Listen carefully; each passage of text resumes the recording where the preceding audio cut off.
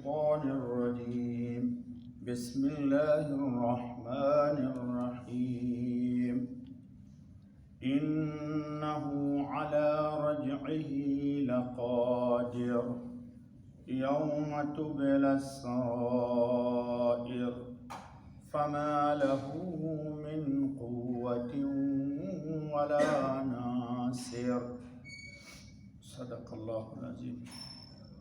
دوستو، یہ سورہ الطارق کی 8 نمبر آیت 9 اور 10 پڑھی گئی۔ کل آپ کے سامنے بات آئی تھی کہ اللہ رب العزت نے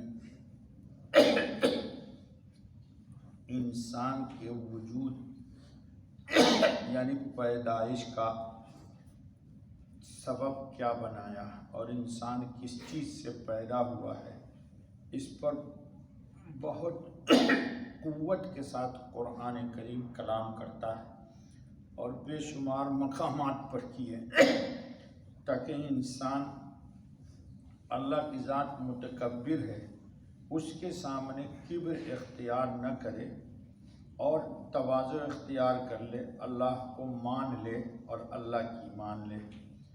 آج جو بات آ رہی ہے وہ آ رہی ہے بعث بعد الموت۔ ہم لوگ بچپن میں، اب تو پتہ نہیں کیا حال ہے مکتب میں، لیکن ہمارے زمانے میں مکتب میں جو میاں جی ہوتے تھے یا مولانا صاحب ہوتے تھے، ہم لوگ میاں جی کہتے تھے ان کو ہمارے بچپن میں، تو وہ ایمان مجمل اور ایمان مفصل بچوں کو یاد کراتے تھے اور کلمہ بھی 6 یاد کراتے تھے۔ جی اب شاید رواج نہیں ہے۔ تو ایمان مفصل کیا ہے؟ آمنت باللہ و ملائکتہ و کتبہ و رسلہ و بالقدر خیرہ و شرہ من اللہ تعالی والبعث بعد الموت۔ یعنی ایمان مفصل میں ایک یہ ہے کہ ہم قیامت کے دن دوبارہ اٹھائے جائیں گے، لائے جائیں گے اور پوری زندگی کے اعمال کا اللہ رب العالمین حساب و کتاب لیں گے اور اس دن اللہ کی بارگاہ میں حاضر ہونا ہے۔ تو اللہ اسی کو کہتے ہیں۔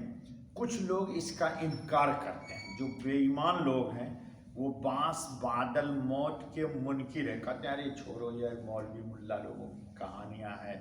آدم علیہ السلام سے لے کے حضرت خاتم النبیین صلی اللہ علیہ وسلم تک دیکھو کتنا زمانہ، ہزار سال گزر گیا، حضور کو بھی 1400 سال گزر گیا۔ یہ بات تو سنتے سنتے ہمارے کان پک گئے ہیں اب کہ بعث بعد الموت ہوگا۔ ارے کوئی بعث بعد الموت نہیں ہے، کھاؤ پیو موج مستی کرو بس خلاص، یہ زندگی نہیں۔ استغفر اللہ، آمنتو باللہ کہیے، آمنتو باللہ و رسولہ، ہم اللہ اس کے رسول پر ایمان لاتے ہیں۔ گناہ اپنی جگہ ہمارا ہے لیکن اللہ ہمارے ایمان کو قبول کرتا ہے۔ آمین۔ چلیے، تو بعث بعد الموت حق ہے۔ اب اللہ دلیل یہ دے رہے ہیں کہ جو انسان کچھ نہیں تھا، فضاؤں میں تھا، گندم میں تھا، چاول میں تھا، گوشت میں تھا، مٹر میں تھا، جی باقلہ کے دانوں میں تھا، اب پتہ نہیں کہاں انواع و اقسام کے غذاؤں میں بکھرا ہوا تھا، جی اور ان جہاں جہاں یہ تھا، مثلا میں رہنے والا ہوں ہندوستان کا، دبئی میں ہوں اس وقت، پتہ نہیں گوشت کس ملک کا کھا رہا ہوں، جی سنترا کہاں کا کھا رہا ہوں، آم کہاں کا کھا رہا ہوں، جی انگور کہاں کا کھا رہا ہوں۔ ان تمام غذاؤں میں میرے بچوں کا کوئی نصیب تھا، وہ ہمارے جسم میں گیا، اس سے خون بنا اور خون سے وہ مادہ بنا اور پھر وہ اللہ کے لکھے ہوئے تقدیر کے تحت وہ مادر شکم میں منتقل ہوا اور ہونے کے بعد پھر آسمان سے روح آئی اور اس میں روح اللہ نے ڈالا، پھر دنیا میں اس کا وجود آ گیا۔ تو اللہ کہتے ہیں اتنے سارے جگہوں سے میں نے ان کو بکھرے ہوئے اجزاؤں سے ایک باپ اور ایک ماں کے لایا، جسم میں، پھر خون میں، پھر خون سے اس قطرے میں، اور پھر میں نے بنا دیا۔ اور اب یہ انسان ہے، ایک جگہ مرنے کے بعد چلا گیا، جی تو قیامت میں اس کو دوبارہ زندہ کرنا ہمارے لیے مشکل نہیں ہے. کیوں؟ پہلی بار پیدا کرنا مشکل ہے تو وہ تو میرے لیے مشکل ہی نہیں تھا، تو اب دوبارہ اس کو زندہ کرنا کیا مشکل ہے. اللہ اسی کو کہتے ہیں اِنَّهُ عَلَى رَجْعِهِ لَقَادِرٌ، بے شک وہ اس کو پھر لا سکتا ہے، یعنی اس کو دوبارہ پیدا کرنے پر وہ قادر ہے. یعنی اللہ پھر لائے گا مرنے کے بعد. حاصل یہ کہ نطفہ سے انسان بنا دینا بنسبت دوبارہ بنانے کے زیادہ عجیب ہے. جب یہ امر عجیب اس کی قدرت سے واقع ہو رہا ہے تو جائز نہیں کہ اس سے کم عجیب چیز کے وقوع کا خواہ مخواہ کے لیے انسان انکار کر دے. اس لیے انسان کو باس بعد الموت کا انکار، اور انکار کرنے سے ایسا نہیں کہ اللہ نہیں لائیں گے لیکن اس وقت ندامت ہوگی. آج اقرار کر لیں گے تو اللہ پاک گناہ معاف کر کے بخش دیں گے. اب آگے کہتے ہیں اللہ یوم تبلی السرائر، اللہ ربی یا اللہ اس دن ہم سب کو معاف کر دیجیے. اللہ کہتے ہیں جس دن جانچے جائیں بھید، یہ شیخ الہند کا ترجمہ ہے، یعنی انسان کے دل کا چھپا ہوا بھید چھپا ہوا نہیں رہے گا، سب بات ظاہر ہو جائے گی. جی راز کھل جائیں گے. راز دل میں آئے کوئی چیز کو کوئی چھپائے ہوا ہے، نیکی یا بدی، بغاوت یا عبادت، تو وہ سب قیامت کے دن ظاہر ہو جائیں گے.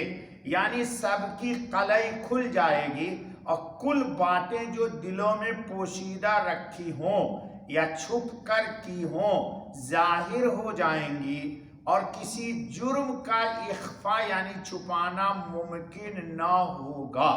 یعنی انسان کو اس روز دوبارہ پیدا کیا جائے گا جس روز پوشیدہ اعمال اور مخفی عقائد اور ارادے اور دلوں میں چھپی ہوئی باتیں ظاہر ہو جائیں گی. حضرت عمر رضی اللہ تعالیٰ عنہ نے فرمایا کہ قیامت کے دن اللہ ہر راز کو ظاہر کر دے گا، پوشیدہ راز چہروں پر نمودار ہو جائیں گے. جیسے کہ آج خوشی کے آثار آپ کی پیشانی پہ ظاہر ہو جاتے ہیں، اور غم کا بھی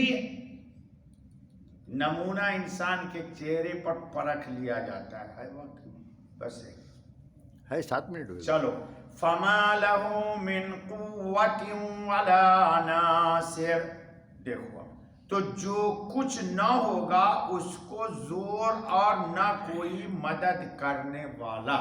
قیامت کے دن اب انسان اگر پکڑا گیا پھنس گیا تو نہ تو خود اپنے عذاب کا دفاع کر سکتا ہے اور نہ اس کی طرف سے کوئی عذاب سے اس کو نجات دلا سکتا ہے. مجرموں کے پاس کوئی ہیلہ نہ ہوگا. اس وقت مجرم نہ اپنے زور و قوت سے مدافعت کر سکے گا، نہ کوئی حمایتی ملے گا جو مدد کر کے سزا سے بچا لے. رسول اللہ صلی اللہ علیہ وسلم خاتم النبیین فرماتے ہیں کہ ہر غدار، عہد شکن، وعدہ کر کے وعدہ توڑنے والا، خائن کی رانوں کے درمیان اس کے غدر عہد شکنی کا جھنڈا گاڑ دیا جائے گا اور اعلان ہو جائے گا کہ یہ فلاں ابن فلاں کی غداری، عہد شکنی یا خیانت ہے.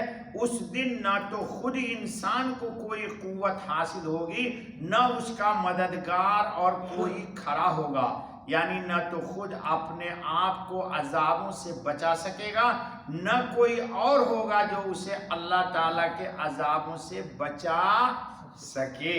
اس لیے اللہ ہم کو خود اپنے عذاب سے بچا لے. اللہ میں نیکی کی توفیق دے. بس 3 آیت ہو گئی. سبحان اللہ بحمدہ، سبحان اللہ العظیم، سبحانک اللہم وبحمدک، اشہد ان لا الہ الا انت.